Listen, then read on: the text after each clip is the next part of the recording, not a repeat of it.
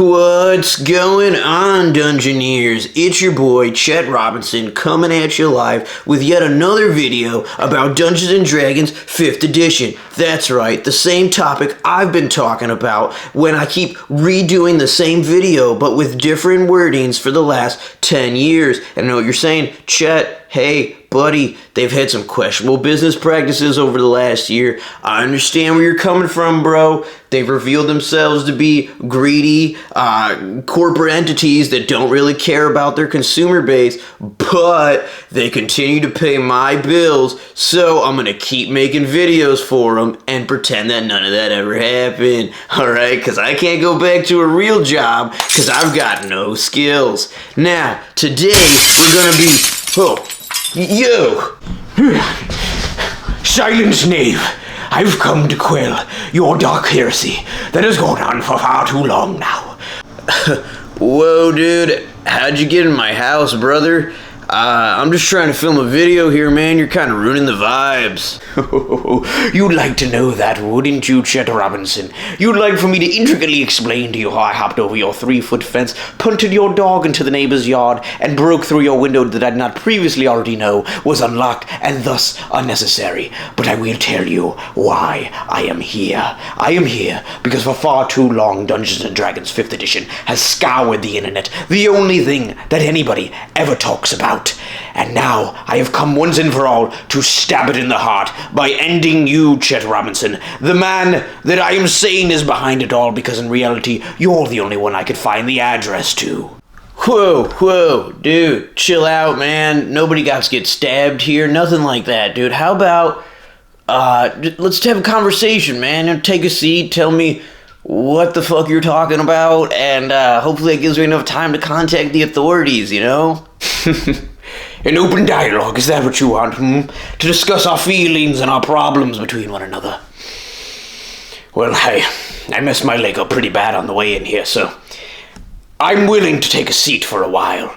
Perhaps maybe I can educate you just yet. Alright, tubular dude, I'm glad I don't have to get stabbed and we can talk this out. Go ahead, right around the table, park it right there, brother. So, listen, man, I was gonna film a review video for, I don't know, man, one of the poorly written modules for Dungeons & Dragons 5th edition, but if you got something better you want to do, we can do that instead. Siri, call 911. Alright, thank you.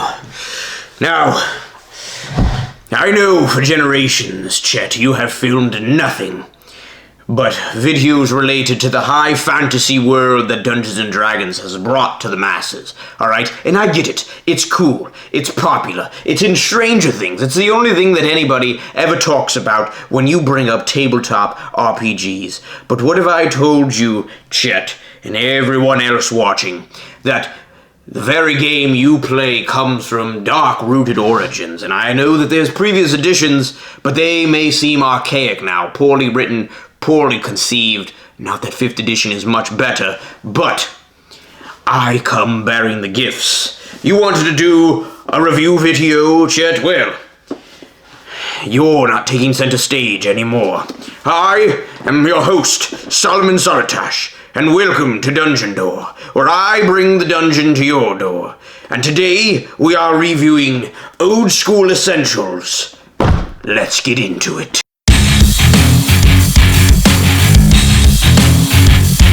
Now, I know what you're thinking, Solomon.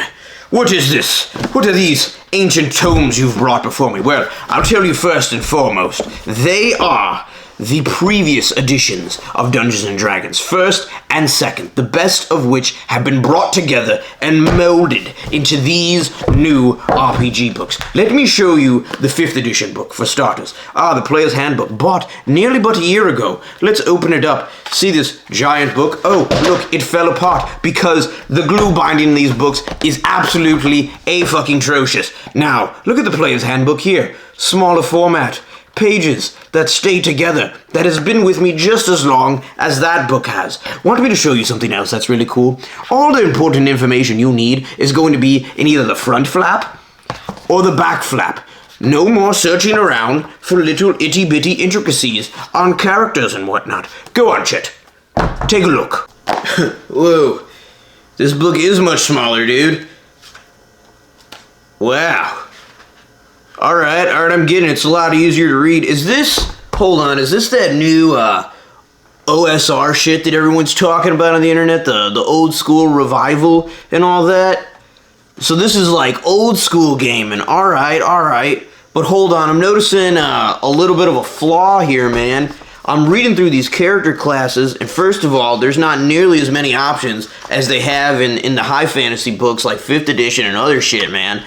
But, I mean, they're simpler, but the abilities, there's like literally none. You just do basic stuff. Alright, Chet, alright, I'll give you that at least.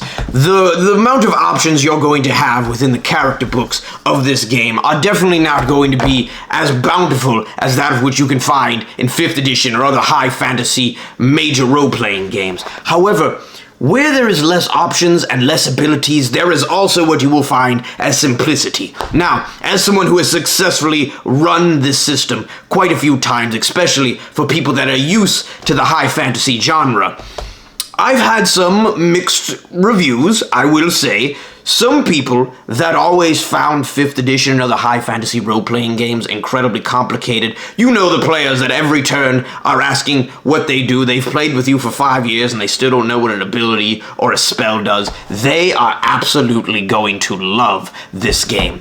The lower amount of abilities that are simpler to keep track of make the game so much more accessible and understanding, even more that of which than the streamlined 5th edition. Especially when you've got a book that only has about 2 pages per character. You've got all of your magic that comes in its own separate book, and really you can make a character as quickly as 5 minutes as compared to 5th edition, which would take a lot more. I will admit, on the other side of the spectrum, I've had players come to my table, look at their character sheets when presented with a problem, and say, I don't know what to do, man. There's literally nothing my character can do in this situation. I feel weak. I feel powerless. I've even had the game called IRL Dude Simulator in a fantasy campaign. And some people just can't get behind that. You see, in this edition, characters are a little bit more niche. You know, the fighter, he's going to be good in the front lines, fighting things. The priest, she'll be in the back, healing. And the thief doing his thief stuff, opening chests, opening doors, things like that. You see, when they're in the situations that they're built for, they'll feel pretty good and powerful. But when they find themselves outside of their given circumstances, where in 5th edition, your character could be a little bit more of a jack of all trades, you know, good in a couple things, okay at others, you'll find yourself, you know, useless or not as powerful, when in reality, it's just giving you a more realistic interpretation, you know? The thief shouldn't be good at taking down an entire legion by himself, you know, and just the fighter shouldn't be good at sneaking around. So you learn to rely more on your companions and your teamwork rather than what you as an individual can do. Alright, dude, alright, I'm feeling you. So pretty much characters are a lot less powerful from what I understand, but they're more simple too. So I guess at the end of the day, then it's really going to come down to how players in general feel, you know, if they want it to be more simple and more understandable, with, you know, the power scale not so high, they want to play a more realistic version, then this is definitely the system for them. But if you want to be ultra powerful, destroying whole people by yourself and just, you know, soloing certain situations, then you're not going to like this at all. Yes, precisely, Chet. Now, do not fret. I can see the look in your eyes that, ooh, maybe this game is going to be way too different than what I'm used to. I'm not about that life. Well, let me tell you something, Chet. You are about that life. More about it than you know that you are. Because here is the character sheet, and it's not as foreign as you may believe. You are still going to be rolling the same 6 core statistics that you are used to. However, in this game, there's no need to convert them into modifiers and then convert them into skills, which you will then be rolling d20s to pass checks and get a high number. No, instead, you're going to roll 3d6 down the line. Whatever you roll is what you get, because we're going old school and hardcore here. And so what do we got here? We've got a 6 in strength, 9 dexterity, 8, 11, 5, 13. Whoever rolled this character rolled really bad. But you don't need to convert any of this. So let's say I'm going to ask you to pass an intelligence check. You are not rolling high anymore. You're going to need to roll an 11 or less. It's a roll low system where 1s are now the criticals and 20s are the critical misses. I know it's a little bit different than what you're used to, but them's just the breaks, kids. Now, then we have our saves over here: death, poison, wands, paralyze, petrify, breath weapons, spells. These all get converted based on your class. Every class has its own save statistics right there. You don't need a roll for them. So every class is going to be a little bit better or worse at saving against certain different effects. And for that, you are going to want to roll on or above the number you have for the save. However, skills, they do in a way have them, and they're mostly reserved to thieves, but it is the one glaring negative of this game because I can't even begin to describe them to you. They're about as complicated as sitting down with hemorrhoids. It makes no sense, it's a mess, and should just be avoided if possible. I had to make homebrew rules for them, and or you could just all around forget them and stick to the core statistics, as mostly I did. But other than that, the game is the simple game that you know and love. Breaking AC is the same as it's always worked, and everything else is similar. Alright, man, yeah, I mean, it's not too complicated. Like you said, we're just rolling low instead of high now, pretty much. Cuts out a lot of the math, you know, but I guess it's just how some people feel, you know, if they're really just dead set on rolling high or rolling low or not. But, you know, I wouldn't mind too much. But hey, I do have a certain question, dude. I'm noticing that, like, a lot of these character sheets you're giving me have, like, really low hit points, and on top of the already, you know, lacking abilities and spells and whatnot. I've heard that this game is, like, incredibly lethal, and that you just die a bunch and you never get to keep the same character for longer than, like, a session. Is all that true, dude?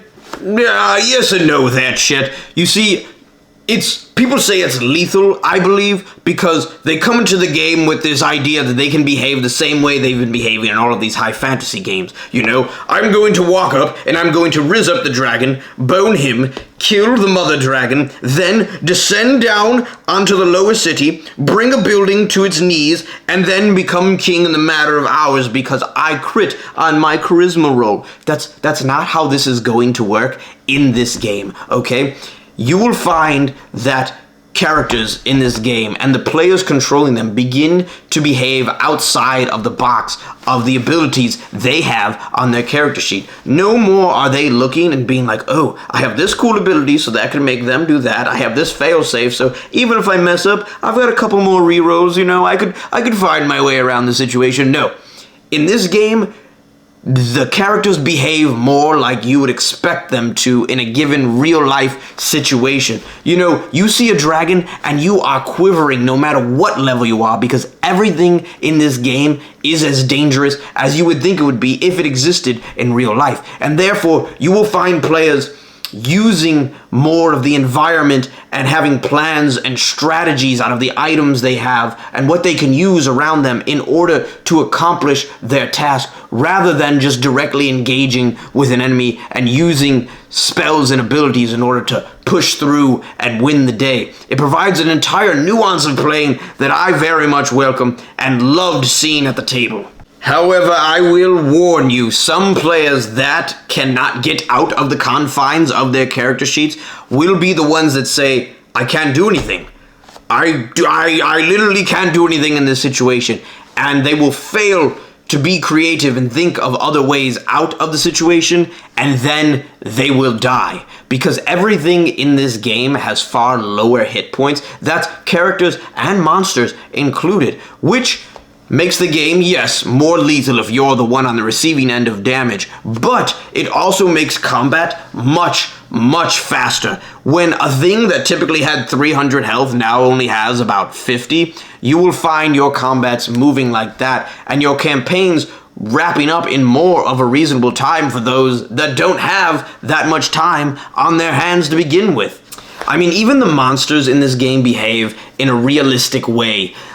Thanks to a very good system that I should see in more games called the morale system. It's a number that ranges between 2 and 12. And whenever something happens in a given scene that would influence an NPC or monster, you can roll that number, and as long as you roll the morale rating or lower, then the NPC or monster stays in the game. You know, they continue trying to do whatever it was they were trying to do in the beginning of the scene. But if you roll higher than that morale rating, then maybe they give up. You know, if you come in and start shaking your ass in front of a group of bandits, well, Maybe they don't want any part of that. You make a morale rating, and if it's higher, then the bandits will be like, all right, you know what?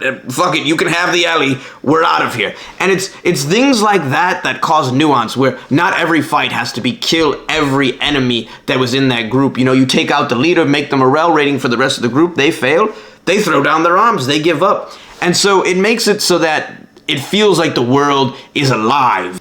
Alright, dude, I think I'm getting it. So it's just all about mentality, you know? You gotta behave how a normal person would behave, and then you'll survive longer. Alright, that's cool and whatnot, because my big concern was, you know, if you keep dying, you can't really have this awesome narrative with a bunch of, you know, the same characters and whatnot, where you form deep bonds and all that, but that's cool. So then I guess my only remaining question is, how does, you know, like a typical adventure look in that system? Is it the same as 5th? Now I'll tell you one thing, Chet. Most people would make you believe that the only way you can play the OSR type games is by doing it old school in nothing but dungeon crawls. And in fact, most of the adventures written for Old School Essentials are just that. They are location-based dungeon crawls. And I will say, though, the adventures you will find for this game, although they are more location-based, they still feature plenty of role-playing opportunities, amazing written backstories, and on top of all of that, they have beautiful formats. So many times have I opened up a 5th edition module, and first of all, it sucked. It wasn't interesting. And second of all, there was so much text, and it was so scatterbrained that I couldn't possibly make out what the designers were trying to tell me. Where almost every single Old School Essentials adventure I have read has been top-notch writing, incredibly interesting stories, and all in all, just far easier to run. And in fact, for the last couple of years that I did play 5th edition, I would always use an Old School Essential module and just convert it to 5th edition before I finally just gave in and played the system that it fits far more.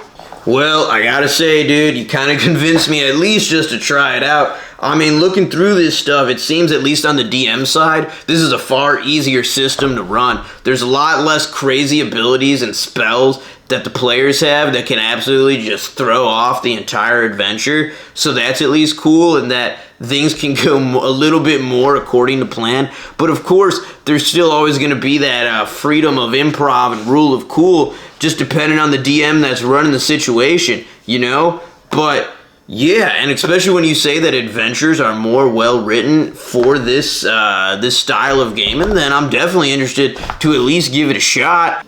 Yes, so, precisely, Chet. You are seeing things my way now. I told you, once you open the door to old school play, you open the door to so many other great RPGs out there.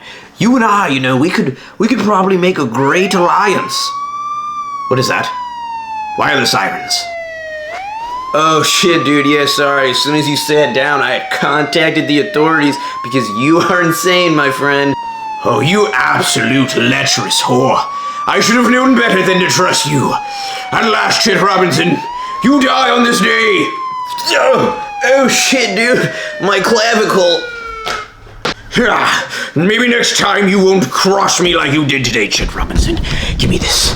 All right, everyone listen to me. I've only got a few more moments before I am definitely taken down by the Pinkertons. But I will tell you this, in wrapping things up in summary, Old School Essentials is indeed a great game. It opens the door to old school gaming, and although I will admit it will not be my forever system, it was at least a fantastic gateway to lead me to find even better systems, and ultimately lead me to start this very channel to showcase to you what is all out there. For those that are used to the power fantasy of being an ultra overlord of the world, they may not like it and may find themselves sitting there dumbstruck of what to do next. However, it all depends on your players and it all depends on your DM.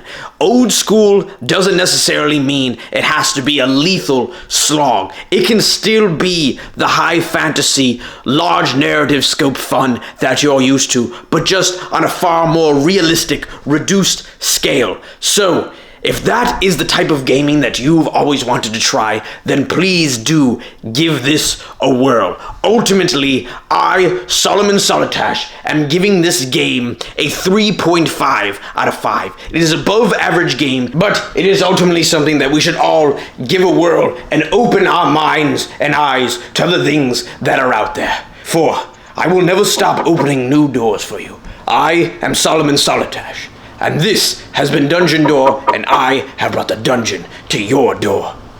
Hold fast. You won't get me. No. FBI, open up! I love you.